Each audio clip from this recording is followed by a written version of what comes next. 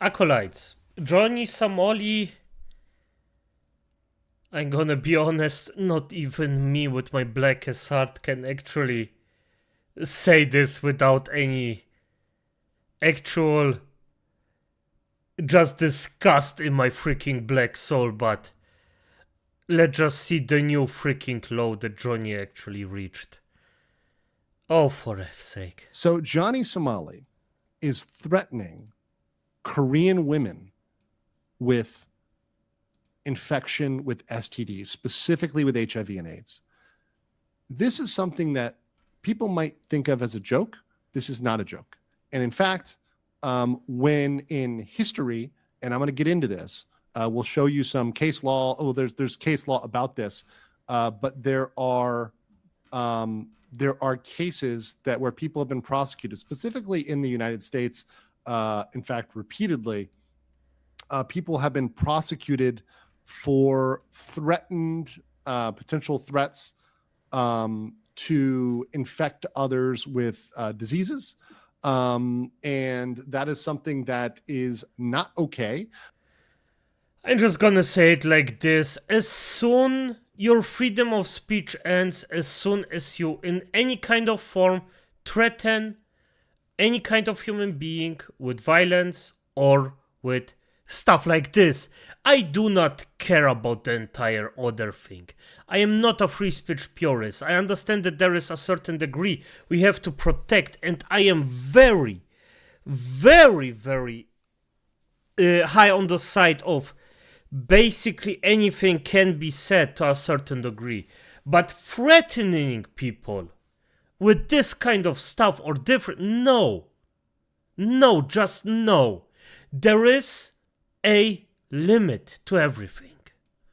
In fact, there was a parole for a doctor. It was I believe it might have been a doctor who injected his mistress with HIV and hepatitis. She contracted those. He went to jail. Good. She actually, I believe, eventually died of HIV/AIDS. So he went to jail. He was denied parole. So let's watch this thing. This is video of Ramsey Cletus. By the way, good. And he should actually get in prison for effing murder at this point. This isn't even close to being funny. Oh. On April 22nd, talking about this. Let's just play the tape. Korea does not let me out of Korea. I'm telling you right now, it is a danger to the Korean women. I have had so much sex with Korean women while I've been locked here. First of all, let me say this real quick. I do not believe this at all. Number one, he doesn't have any money, although he does admit to using prostitution, and I do believe he did engage in prostitution in Southeast Asia and other places. But in Korea, he definitely doesn't have any money. Number one, and number two, ain't nobody interested in Ramsey Cletus Smile. So I'm calling. You know. And it's an Asian country. Asian countries are a bit different if it comes to, well, let's just say a bit different colored people. So you know what I think. Oops, I am covering legal mindset here, for F's sake. Didn't meant to do that. I am sorry, sir. Calling a lie on that one. But let's continue to hear his threat, because once again, he is threatening Korea if they don't let him go. I don't wear any condom when I f these Korean women. I don't get any STD tests when I f these Korean women. I don't get any STD tests when I f these Korean women. And I make sure to spread whatever I have to all of these Korean women. And the police can't stop me. The government can't stop me. These Korean ladies is fiending for black. Every single week they keep me in Korea. I'm going to keep coming in Korean women. I'm a handsome, sexy. I'm nice. I'm good looking. I have, I've not had since September. Okay, do you guys want to know what happened when I went to the red light district with Hank? I'll tell y'all the story. The other day we went to the red light district, and the reason I didn't stream it is because every single hooker we met in the red light district was like, no black, no black, no black. I was getting mad, chat. These Korean ladies is fiending for black. No black, no black, no black. So obviously, and that's a cut by Johnny Somali over there on X. He's talking about that stuff, and then he's talking about injecting people intentionally with HIV and AIDS, and he specifically actually makes a threat against me. Right, so let's listen to this one. I posted this one on my X, so people can look at this one here. This is a very specific threat against me, of all people here. So let's listen up to this one. Legal mindset. I don't need to fight that. I'll walk past and inject them with some HIV blood with a needle. Legal mindset. See, that's a very specific threat against a very specific person. That's actually against me. So that is what you would call, and that's a threat. And that's what you call a pinprick attack, which is, you can Google it. There's actually Wikipedia pages about it. There's stuff like that about it. That is very much criminal to threaten, to talk about. And in many countries, there's actually specific statutes that relate to that legally, right? That specifically relate to that. So that actually gives me some interesting law to talk about. That's the rest of the PowerPoint here. Wouldn't it be wiser to just sue him for it, or just get the police involved before you talk on it on YouTube? I mean, it shouldn't be that way, by the way. If somebody does stuff like this, they should instantly be shafted, irrelevant of if the person actually talks about it.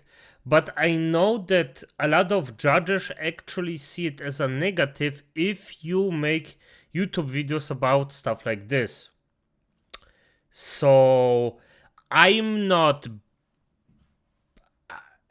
I just want the maximum shafting for him, so that's why. Maybe. Countries like the United States and Western Europe, there are laws. Now, in many places, there was a specific statute, the specific law that says that threatening people with AIDS or passing AIDS is illegal. Now, back in the day, these laws were controversial because many people thought that they would be used against people that lived other alternative lifestyles, like, for example, homosexuals. So in the past, they thought that these laws would be used widely to essentially ban homosexuality, which largely, by and large, with isolated cases and individual, exceptions aside, by and large, generally that did not happen.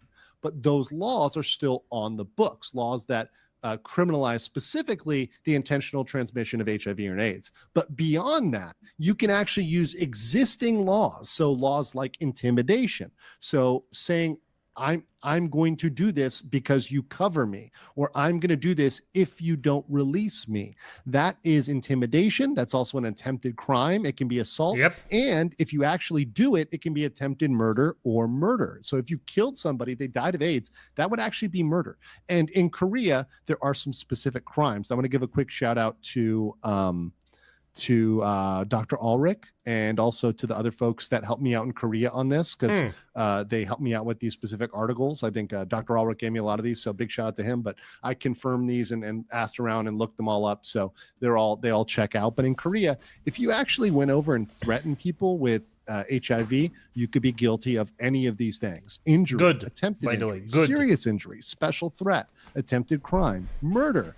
Also, Korea has a special statute, a special law called the Acquired Immunodeficiency Syndrome, that's AIDS, Prevention Act, Article 19, Prohibition on Conduct risking transmission. What does that carry? I know you all want to know, and that is 10 years in jail. So 10 years under that statute for any conduct that would involve that. So that would be stacked. And I'm going to be honest, it's not enough. Diseases like that are potentially life-ruining. In my opinion, if you purposefully want to ruin someone's life, and I don't just mean offing them, but just making their life quality way less than it is right now, or to that degree, you should get a lifetime. Just because it impacts the person for their entire life. That's my opinion on that. On top of his already full stack of issues, 10 years in potential years in prison. That's a maximum penalty there, right? So a lot of solid time there as well. And once again, this is all stuff Johnny tried to delete because Johnny knew when he played that is a direct threat. That is a direct threat, not just the Korean people. He threatened me specifically, but this is very, very insane, right? And once again, he still has a criminal case pending. Well, fair enough. And I'm gonna be honest, I hope he loses. This is such a gigantic menace that the American people just couldn't deal with, and I hope that Korea just deals with it appropriately. Optimally, permanently. So nobody has to suffer under him. And maybe the Western world will wake up and stop worshipping criminals like him. Because yes, I think that Johnny Somali is a criminal. He just, like, for F's sake, the things that he does just aren't normal. Normal human beings wouldn't just do it repeatedly at the amount of that he does. And just lock him away. Just get rid of him. It's fine. People like him need to actually feel some consequences. But as it is, acolytes, good night.